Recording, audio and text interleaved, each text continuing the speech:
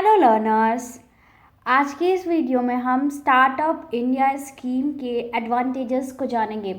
Previous video में हमने जाना कि इस स्कीम को किसने शुरू किया था और इसके क्या क्या एलिजिबिलिटी क्राइटेरिया है इस स्कीम के अंडर रजिस्ट्रेशन करवाने की, वो हमने अपने प्रीवियस वीडियोस में जाना था। इस वीडियो में आज हम उसके एडवांटेजेस जानेंगे कि इस स्कीम के अंडर जो भी हमारी गवर्नमेंट है वो क्या क्या बेनिफिट्स देती है एक न्यू अराइजिंग बिजनेस को।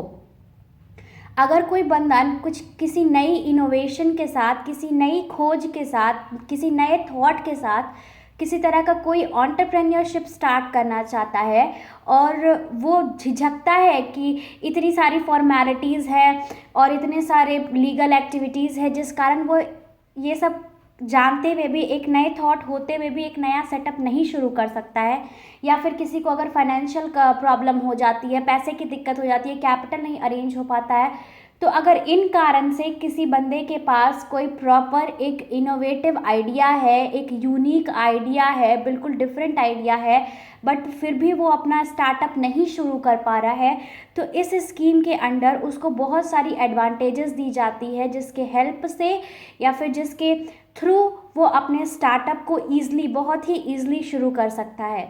तो इस वीडियो में आज हम उन्हीं कुछ एडवांटेजेस को जानेंगे जो कि इस स्कीम के तहत एक स्टार्टअप करने वाले को या फिर एक एंटरप्रेन्योर को, नए एंटरप्रेन्योर को दी जाती है। तो इस वीडियो को शुरू करते हैं। पहला जो एडवांटेज है वो है easy entry and exit. Startup India के थ्रू अगर आप अपने फर्म का रजिस्ट्रेशन कराते हैं या अपनी कंपनी का रजिस्ट्रेशन कराते हैं तो ये बहुत ही इजी होता है। साथ ही साथ अगर आपको कभी भी अपना मार्केट छोड़ के जाना, अगर आप चाहें, आपकी कंपनी को आप बंद करना चाहें, तो ये भी बहुत ही इजी हो जाता है। बहुत ज़्यादा इसके लिए लीगल फॉर्मेलिटीज़ या लीगल एक्टिविटीज़ को पूरा नहीं करना पड़ता है, जिस वजह से छोटे छोटे या नए नए जो भी न्यू कमर्स हैं जो अपना स्टार्टअप करना चाहते हैं, जिनके पास कुछ अलग आइडिया है जिसके थ्रू वो सोसाइटी को बेनिफिट पहुंचा सके, वो अट्रैक्ट होते हैं इस स्कीम के तहत और ख़ुद को रजिस्ट्रेशन करवाना या फिर खुद के फर्म का या खुद की कंपनी का रजिस्ट्रेशन करवाना पसंद करते हैं। साथ ही साथ जो भी कंपनी है, अगर वो 1 अप्रैल 2016 को या उसके बाद अगर वो रजिस्टर्ड हुई है तो उसको 3 साल तक के लिए टैक्स एग्जम्पशंस किए जाएंगे। यानी उसको टैक्स, आप कितना भी टर्नओवर कर लीजिए, कितनी भी प्रॉफिट कमा लीजिए, 3 साल तक आपको टैक्स नहीं देना होगा।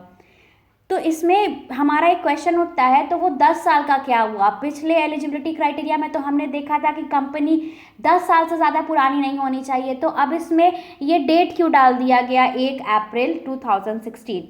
तो सिर्फ एक यही क्राइटेरिया है टैक्स एग्जम्पशंस का, जिसमें कि ये एक पर्टिकुलर डेट डाल दिया गया है कि इस डेट के बाद की ही इनकॉर्पोरेटेड कंपनी होनी चाहिए। यानी उस कंपनी का जो रजिस्ट्रेशन है वो पर्टिकुलरली 1 अप्रैल 2016 के बाद या फिर 1 अप्रैल 2016 का ही होना चाहिए, तब जाके उसको 3 साल के लिए टैक्स एग्जम्पशंस मिलेंगे। यानी उसको टैक्स पे नहीं करना पड़ेगा, चाहे वो कितनी भी प्रॉफिट कमा ले। जो तीसरा एडवांटेज है वो है ट्रेडमार्क रजिस्ट्रेशन पे 50% डिस्काउंट। चूँकि हम जान रहे हैं कि ये स्टार्टअप में क्या होता है, कुछ इनोवेटिव करना होता है, कुछ डिफरेंट, कुछ यूनिक होना होता है, तो हर बंदे को कुछ ना कुछ पेटेंट चाहिए होगा या ट्रेडमार्क चाहिए होगा, क्योंकि उसके जो काम है वो बाकियों से हट के है, वो मार्केट से डिफरेंट काम कर रहा है, तो उसको उस काम का पेटेंट या ट्रेडमार्क चाहिए। जिस वजह से ये जो स्कीम है वो इस तरह के इनोवेटिव आइडियाज़ को 50% डिस्काउंट पे ट्रेडमार्क रजिस्ट्रेशन करने में हेल्प करती है।